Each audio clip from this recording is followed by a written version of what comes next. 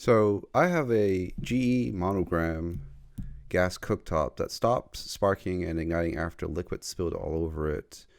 After I replace it, one of the igniters keeps sparking as well too. So I'll show you in this video how I fixed that as well. As you can see, the igniter isn't sparking, but I can still start the stove with a lighter. This eliminates the gas issue, which means it's an electric problem. So let's unplug the cooktop and check to see if the outlet has 120 volts AC. So I have my meter right here and I'm setting it to VAC, and you can see I do have 120 volts, which means it isn't a breaker issue.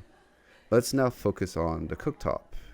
If you can turn off your gas main, then go ahead and do that for safety. For me, I didn't do that. Now let's remove all the knobs by simply pulling it out. Let's remove the burner grates. Now let's remove the burner caps and burner head by picking it up.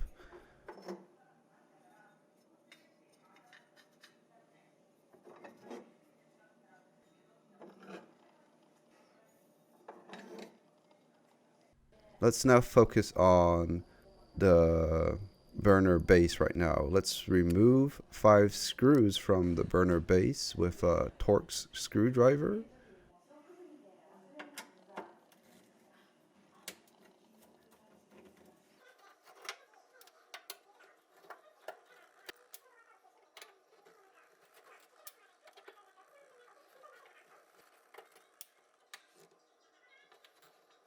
Remove the burner base. Disconnect the burner igniter from the wire simply by pulling it off.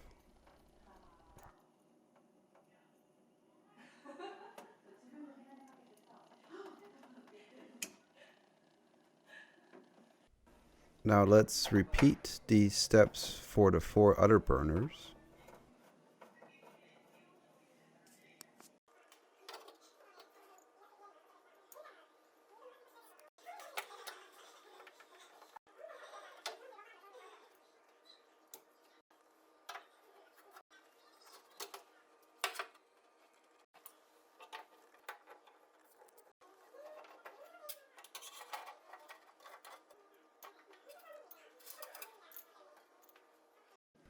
We can now remove the main top by simply lifting it up. Every cooktop comes with an installation and troubleshooting guide right behind here. If we look at this guide, we can see the installation section right here, and we can see a troubleshooting guide right here. Now we can see the schematics, and it shows how the voltage goes through each of the switches to the igniter module and to the spark plugs. And finally right here is the wiring diagram, which is very convenient, that shows all the voltage input to the transformer, to the spark igniter, to the rest of the harness. So next we want to remove the insulation, and we can now see all of the different parts. The common issue with this scenario is that either the transformer right there or the spark module right there has issues. And as you can see, the spark module, all the wires that goes to each spark plugs are in different colors. Finally, there is the wire harness between all of these, behind these knobs, sometime gets brittle and has issues as well too. But these are the 3 main parts to replace. Now let's test the transformer 12 volt output voltage. Let's first unplug the 120 volt AC plug, unplug the 12 volt AC plug from the transformer, and let's test the voltage. Let's plug back the 120 volts right now. First, let's set the meter to VAC and measure the red and white pins. And as you can see right here, We only have 0.1 volt AC, which means that the transformer is dead.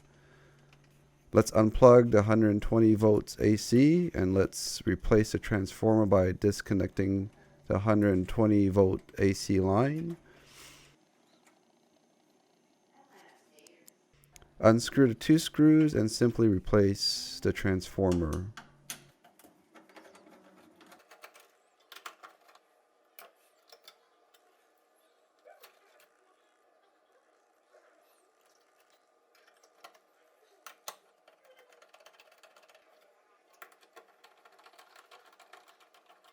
Now let's reconnect the 120 volt AC power.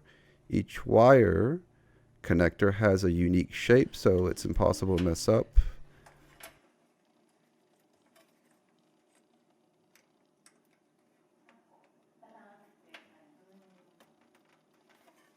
And after we reconnect the power, let's test the 12 volt AC again.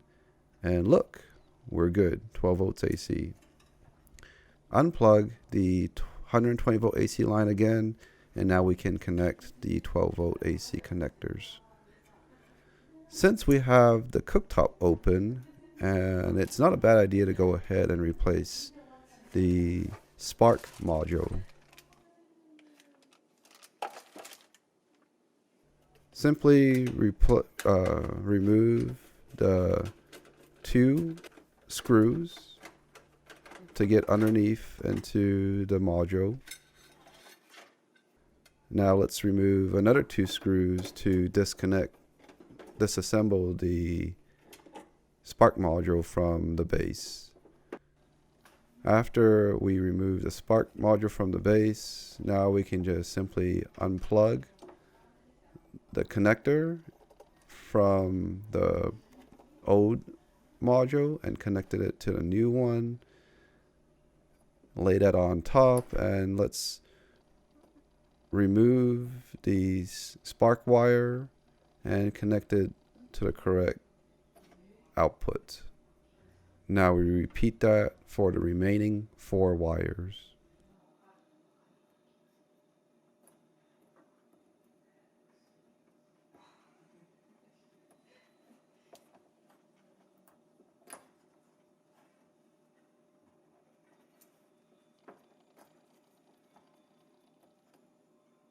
And after we have all 4 wires connected to the new module, now let's reverse the steps and secure the spark module back into the cooktop. So now let's reverse all the steps by putting back the insulation and the instructions. Now the main top. Let's reconnect the spark wire to the burner igniter.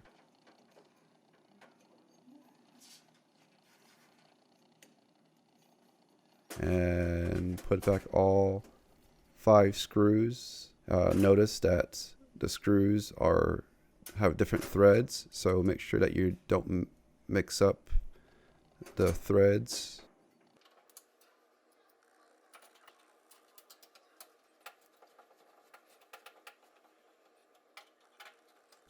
And we repeat that for the remaining 4 burners. Now we want to put back all 5 knobs. We want to put back all 5 burner cap and burner heads.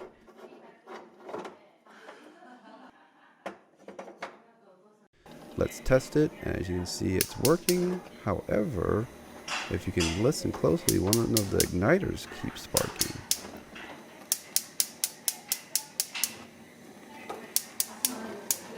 So let's turn this off and figure out which one is sparking. So this one right here is keep on sparking. The igniters keep sparking. This is because the simmer orifice is clogged.